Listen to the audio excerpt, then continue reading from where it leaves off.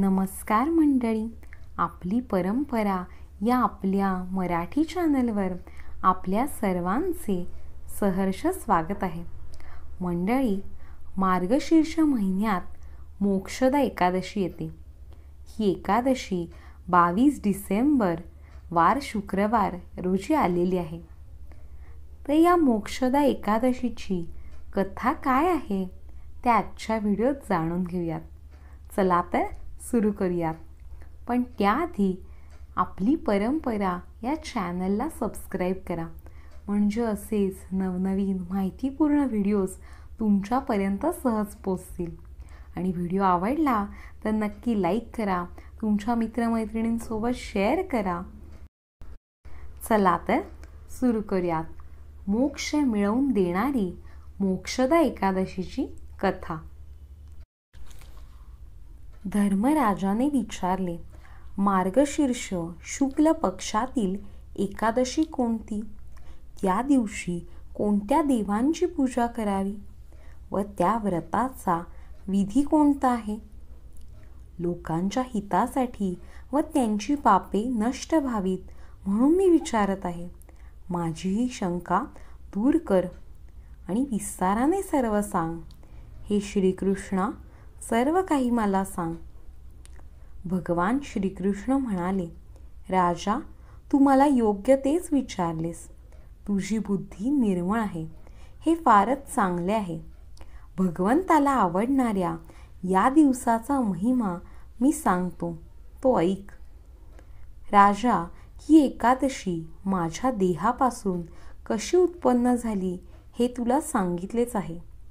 माझी आवडती ही एकादशी मुरु राक्षसाच्या वधासाठी प्रसिद्ध झाली आहे. आता मार्गशीर्ष शुक्ल पक्षातील मोक्षदा एकादशी विषयी मी तुला सांगतो, ऐक. ही एकादशी सर्व पापांचे हरण करणारी म्हणून प्रसिद्ध आहे. या एकादशीच्या दिवशी गंध फुले अर्पण करून भगवान विष्णूंची पूजा करावी. त्यांच्यासमोर भक्तिगीते गावीत व नृत्य करावे. हे राजेंद्रा, आता या एकादशी विषयी मी शुभ व कल्याणप्रद अशी जुनी पुराण कथा सांगतो, ती ऐक. ही कथा ऐकल्यानेच केवळ वाजपेय यज्ञाचे फळ मिळते. या कथेच्या श्रवणाच्या पुण्यामुळे अधोगतीला गेलेले आई बाप किंवा पुत्र हे सर्व स्वर्गाला जातात, यात संशयच नाही. म्हणूनच या एकादशीचा महिमा ऐक. पूर्वी गोकुळ नावाच्या रम्य नगरात वैखानस नावाचा राजा राहत होता.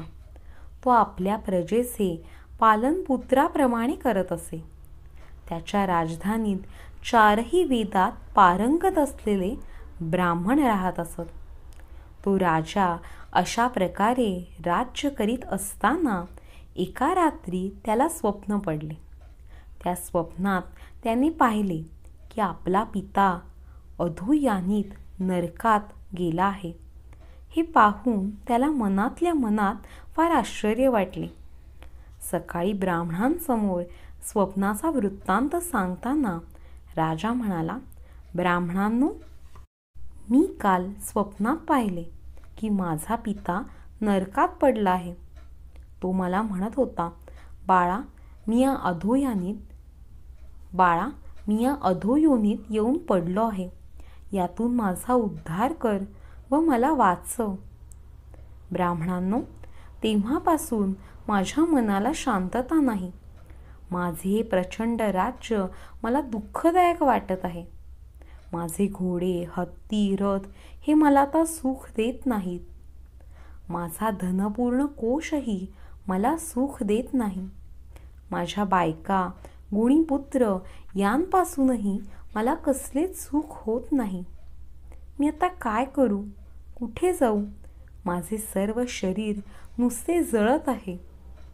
हे श्रेष्ठ ब्राह्मणांनो, ज्यामुळे माझे पूर्वज मोक्ष मिळवतील असे दान, व्रत, तप किंवा योग साधना असेल तर मला सांगा.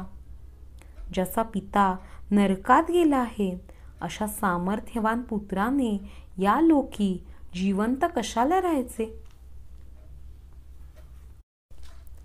ज्याचा पिता नरकात पडलेला आहे त्याचे जिणे व्यर्थच झाले असेच म्हणले पाहिजे. ब्राह्मण म्हणाले, राजा, येथून जवळच पर्वत नावाच्या ऋषींचा आश्रम आहे. तो ऋषी भूतकाळ आणि भविष्यकाळ जाणतो. हे राजशार्दूला, तू या मुनीकडे जा. ब्राह्मणाचे बोलणे ऐकून तो श्रेष्ठ राजा खिन्न मनाने पर्वत ऋषींच्या आश्रमात गेला. तो आश्रम शांत ब्राह्मणांनी व प्रजाजनांनी वेढलेला होता. त्या विस्तीर्ण आश्रमात अनेक ऋषी राहत होते. त्या पर्वत ऋषींच्या भोवती 4 वेदात पारंगत असलेले ऋषी होते. त्यामुळे तो दुसरा ब्रह्मदेव आहे की काय असेच वाटत होते. त्या श्रेष्ठ मुनींना पाहून राजाने त्याला जमिनीवर पडून दंडवत म्हणजेच साष्टांग नमस्कार घातला. त्यावेळी पर्वत ऋषींनी राजाला कुशल विचारले. सेना, भांडार, दुर्ग वगैरे राज्यांची जी 7 अंगे असतात त्याविषयी प्रश्न विचारले. तुला राजसौख्य मिळते ना व तुझे राज्य निष्कटंक आहे ना असे विचारले. राजा म्हणाला, ऋषीश्रेष्ठा, आपल्या कृपेने राज्याच्या 7 अंगांसह मी कुशल आहे. पण सर्व वैभव असतानाही एक विघ्न उपस्थित झाले आहे. हे प्रभू, मी स्वप्नामध्ये पिता नरकात पडला आहे असे पाहिले. स्वप्नातच तो मला म्हणाला की या नरकातून माझा उद्धार कर. हे स्वप्न पाहून मी फार दुःखी झालो आहे. या दुःखरूपी नदीतून तरुण जाण्याचा उपाय कृपा करून मला सांगा. आणि आपल्याला हेच विचारण्यासाठी मी येथे आलो आहे. राजाचे हे बोलणे ऐकून त्या श्रेष्ठ पर्वत मुनींनी नेत्र मिटून भूतकाळाचे आणि भविष्यकाळाचे क्षणभर ध्यान केले. नंतर तो राजाला म्हणाला, राजा, तुझ्या पित्याचे पूर्वजन्मीचे पाप मला माहीत झाले आहे. एका पूर्वजन्मात तुझ्या पित्याला 2 बायका होत्या. त्यातील एक पत्नी मला ऋतुदान दे व वाचव अशी विनवणी करीत असताना त्याने ती ऐकली नाही व दुसऱ्या स्त्रीवर कामासक्त झाला. त्यामुळे तो आजपर्यंत नरकात पडला आहे.